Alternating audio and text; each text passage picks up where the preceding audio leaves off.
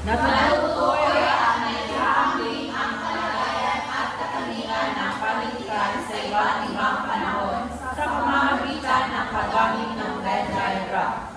Nakabubuo ng malikhaing presentasyon sa pamamagitan ng pagkatanduan na naglalarawan ng panitikan sa dakilang panahon, na ipapahayag ang sariling salubin at pagpapahalaga sa kalagayan ng panitikan bilang salamin ng lipunan. Ayan lamang ang ating layunin sa hapong ito. Ayan ang mga inaasahang magamin sa hapong ito pagtapos ng ating talakayan. Handa na ba kayong makamit ang ating layunin, class? Oo. Okay, ngayon ay dako na tayo sa unang panahon. Ito ang panahon ng kalayaan at bagong republika noong 1946 hanggang 1972. Ang panahon ito, class, ito ang panahon kung saan tayo ay nakalaya sa mga dayuhan na sumabog sa atin. Ito ang panahon kung saan ay binubuo muli ang ating panitikan. At tayo ay bumubuo muli ng sariling identidad bilang mga Pilipino matapos ang ilang daang taon na tayo ay sinako. Maaari niyo ba itong basahin ng sabay-sabay? Kalagayan at panitikan. Nagsimula maging sumida ang publikasyon, kabilang ang mga magasin at pahayagan tulad ng Sinatala, Malaya, Kayumanggi, at bumalik ang pagsusulat sa Ingles ng may suporta mula sa mga paaralan tulad ng muling paglathala ng Free Press. Itinatag noong 1950 ang bawat Carlos Salama Memorial Awards na tumulong sa pagsuporta at paghubog ng malikhaing panitikan. Okay, ayan ang kalagayan ng ating panitikan, class, kung saan sa panahon ito ay muli umusbong at sumida ang ating panitikan. Sa panahon din ito, nauso ang mga aktivismong kabataan na kung saan ang kanilang mga paksa na binubuo sa kanilang mga isinusulat ng mga nilalathala ay patungkol sa mga sosyal na issue na nangyari sa ating Pilipinas. At dito din sa panahon ito, itinatag ang Gawad Carlos Palangka Memorial Awards na kung saan alam naman natin na hanggang ngayon ay buhay na buhay pa din, di ba? At saka, di ba nakapagbasa na kayo ng mga kwento mula sa mga Gawad Carlos Palangka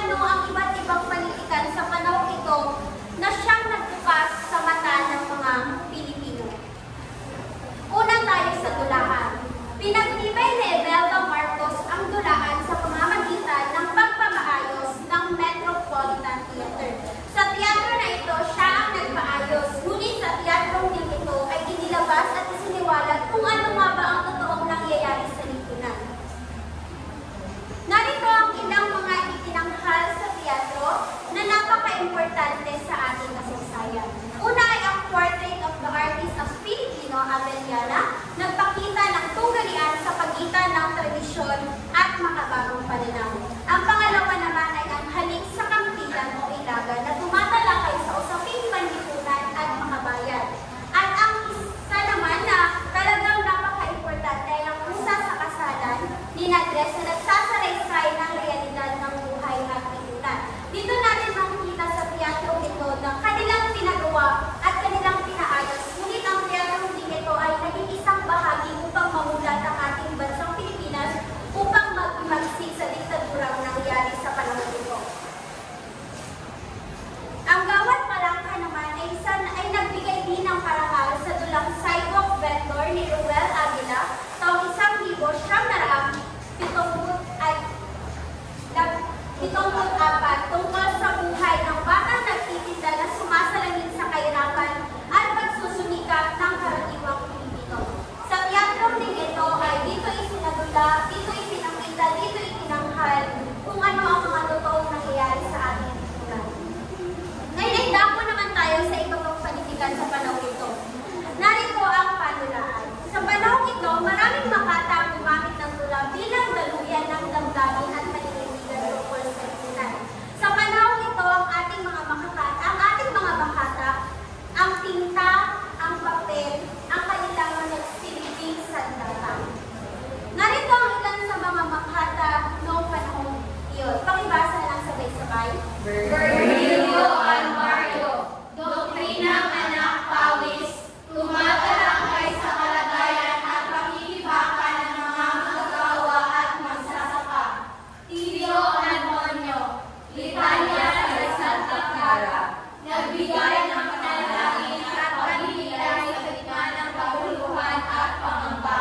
Ilan lamang ito sa ating makata na naging bahagi sa pagbukas ng mata ng mga Pilipino upang maghimagsik sa kung anong nangyayari sa panahon ito. Talaga nga naman na ang papel at ang ballpen o ang tinta nito ang siyang isang napakamahalagang sandata sa panahon na hindi tayo makalaban. Sunod ay ang maikling kwento. Pakibasa ng sabay-sabay. Malaking kwentong panlipunan ang naisulat na tumatalakay sa kahirapan, relasyon at pang-araw-araw na karanasan ng tao. Ngunit walang hayakang tumigisa sa batas militar dahil sa censorship at takot sa pamahalaan. Malaking ambag ang magasing-sagisag ng binibigyan ng parangal at pagkilala sa mga anulat ng maikling kwento. Kaya naipagpatuloy ang malikhaing pagsulat sa kabila ng limitasyon. Ang maikling kwento ay ito ang pinakadaling lahat. Dahil sa pagkikwento ay nabubuksan ng unti-unti ang mga mata ng Pilipino. Dahil sa pagbabasa, nagiging matalino at wise ang mga Pilipino kung kaya't ang maikling kwento ang kanilang pinakatinutupan at ang pahayagan. Ngayon, ang nobela naman, class, wala masyadong nailimbag na nobela sa panahon ito dahil sa panahon ito ay napakamahal ng pagbayad sa nobela, sa paglilimbag ng nobela at napakahirap na lumusot sa sensura na kanilang ginawa. Ito ang ilan lamang na halimbawa na nagtapok sa buhay ng mga Pilipino ng mga nobela na nililimbag sa panahon iyon. Pakibasa ito ng sabay-sabay.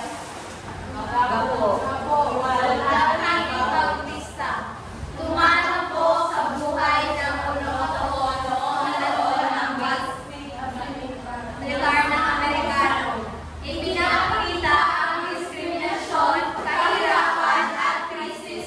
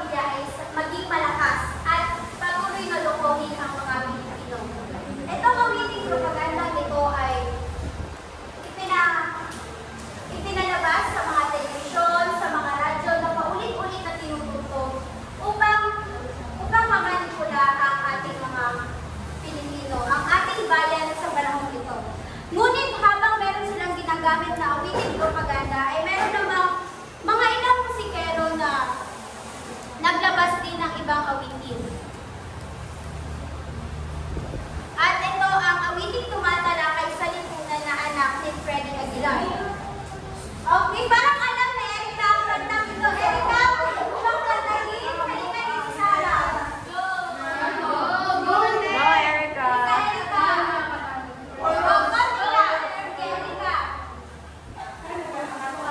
Okay, pakinggan natin sa Erika class.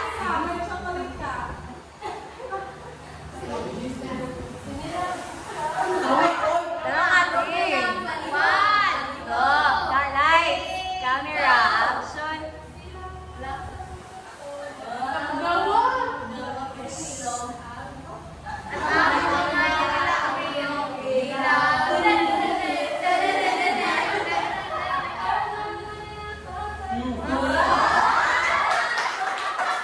Okay, tingnan naman natin ang mga palakpakan sa Erika. Aba, singer na si Erika, no? Okay. Okay, manahimik na ang lahat. Makinig na tayo ay bumalik sa ating talakayan. Ito ang awiting tumatalakay sa lipunan na anak ni Freddy Aguilar ay hindi lamang ito nakabase sa anak na kung saan lumaki at nawala sa landas. Ito rin ay nakabase sa ating mga Pilipino na tayo ay nawala sa landas dahil binigyan tayo ng karapatan upang bumoto. Ngunit nawala tayo sa maayos sa landas at binoto ang hindi karapat-dapat. Kung kaya, ito ang awiting tumatalakay sa lipunan. Bakit ito na naihayag? Dahil hindi nila alam kung ano ang sikreto na kapaloob sa kantang ito. Kung merong awiting propaganda ng pilit na naman minamanipula ang bansa natin, ay meron din mga awiting tumatalakay sa lipunan. At isa lamang ito sa halimbawa sa napakamaraming awiting na inimbag noong panahon ito. Isa lamang ito sa halimbawa na awiting tumatalakay sa ating lipunan. Naiintindihan niyo po ba? Opo! Ngayon ay dako tayo sa magazine at pahayagan. Alam niyo, class, na sa panahong ito, ang mga pahayagan ay nilimitahan lamang dahil nais silang syempre makontrol at manipula ang isipan ng mga Pilipino. Narito lamang ilan sa mga pahayagan na pinayagan na maglimbang, magpalabas ng mga sulatin na mababasa dahil ito ay kanilang kontrolado at suportado ng mga Marcos tulad ng Philippine Daily Express, Times, Journal, Balita at Filipino Express. Ngunit ganun pa man, class, ay sa kabila ng striktong kontrol sa pahayagan, sumikat pa rin ang mga magazine at comics bilang libangan ng mga Pilipino. Pakibasa ng sabay-sabay ang mga ilang comics na tanyag noong panahon ito. Nagdalaman ng nobela, may naging kwento at tula. Bulaklak, kilala sa mga kwentong pag-ibig at aliwan.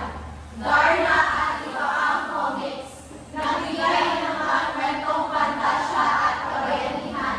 Tagalog classics, tampo ang mga kwentong makabayan, kababalaghan at drama. Ang mga comics na ito ang naging tanyag sa panahon ito. Binabasa ang mga comics hindi lamang para magbigay libang, hindi lamang para magbigay aning, hindi lamang para maging masaya sila sa pagbabasa. Kung hindi ito, ang mga comics na ito ang naging takbuhan at naging isang takas, escape, kumbaga, ng mga Pilipino upang takbuhan kung ano ang mapait at mapuot na nangyayari sa ating bansa. Ang mga comics na ito ang kanilang naging libangan at naging takbuhan sa mga kalungkutan na nangyayari sa ating bayan. Maliwanag lang po ba? Oo. Ngayon ay dako tayo sa pelikula, telebisyon at radyo. Pinaglaban ng Manila Film Festival ang industriya ng pelikula sa pamamagitan ng pagbibigay ng parangal at pagpapalabas ng mga obra ng mga Pilipinong direktor at artista. Alam naman natin na noong panahon ay talaga nga naman, diba, na malakas ang mga sinihan. Diba? Dahil hilig na natin mga Pilipino ang manood ng mga pelikula. At hilig din natin mga Pilipino na meron kayong talento sa pag-acting. Ngunit ang mga pelikula noon ay nagbibigay ng mga pangyayari na sumasalamin sumasalamin sa kasaysayan ng Pilipinas. Lalong-lalo na ang Agila na idinirekta ni Eddie Romero na bumida si Fernando Po Jr. Kilala niyo ba si Fernando Po Jr.? Opo! Okay, tama. Okay, si Fernando Po Jr. diba ay isang sikat na sikat sa panahon na ito. Opo. Ang Agila ng kanyang pelikula ay sumasalamin sa kasaysayan ng Pilipinas mula panahon ng kolonyalismo hanggang makabagong lipunan. Ang sunod naman ay ang Insiaki Dino Roca, unang Pilipinong pelikula na nakapasok sa Cannes Films Festival, nagpakita ng realidad ng kahirapan, pang-abuso at kawalan ng hustisya.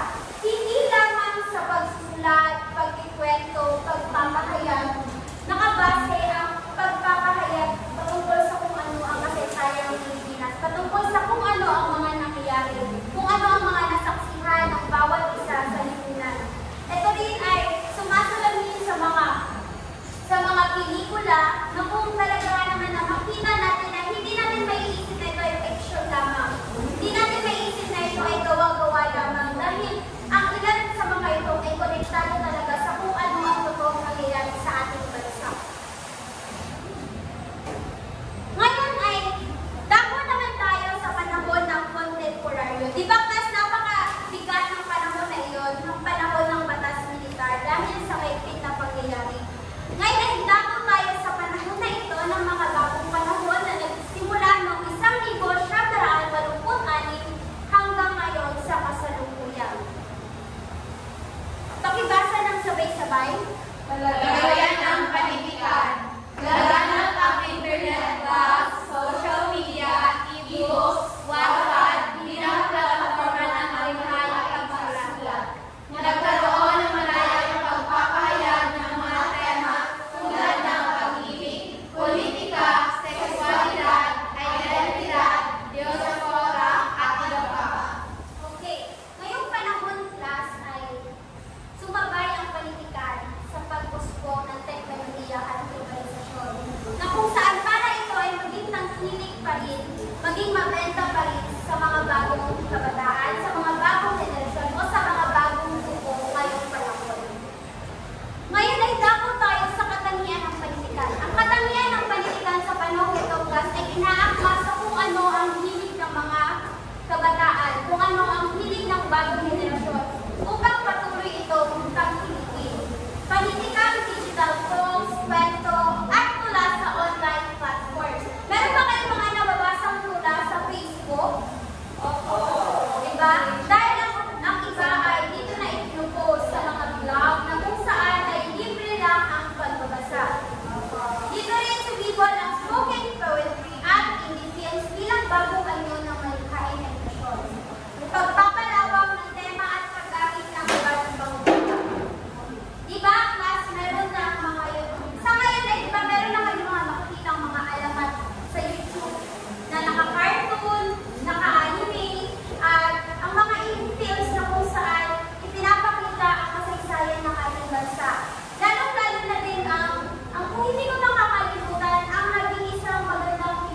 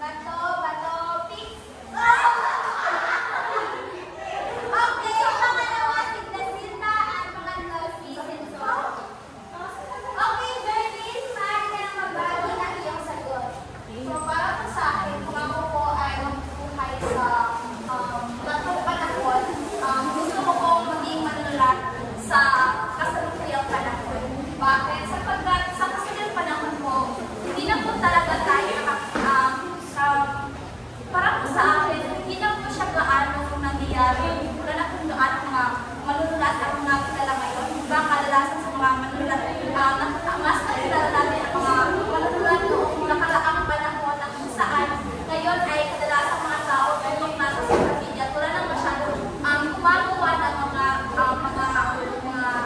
mga sulat, mga pinagpinyan, mga private kwento na kung saan sinusigag noong unang panahon. So kaya ngayon, gagamitin ko ang boses, aking panulat at kamay, upang sumulat ng magandang obrang okay, bigyan natin yung sinamangalan ng ating Philippines. Okay, Testina naman. Bango mo. Bangot po.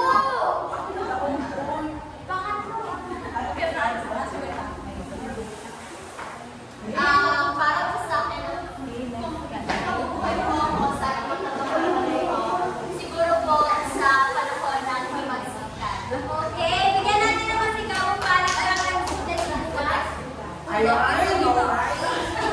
Okay, ang ating class, please universe. So, kung ako ay mabubuhay sa tatlong panahon ito, ang pipiliin ko po ay ang panahon ng Pangasinan. Siyempre naman po, alam naman po natin na namamatay na po ang ating mga panitikan ngayon. So, kung may pagkakataon na kung sumulat ay ngayong araw, ngayong kasalukuyan dahil gagamitin ko ang aking kamay, upang ipalit man ang nawala sa Pilipinas o unti-unti nawawala sa bansang Pilipinas. Kaya kung may pagkakataon na po, ipagsisigawan ko at dadamihan ko ng pinta nang sa ganun ang pinta ay siyang magiging simbolo na tumatatak pa rin ang politikang Pilipino sa ating bansa. Maraming salamat. Okay.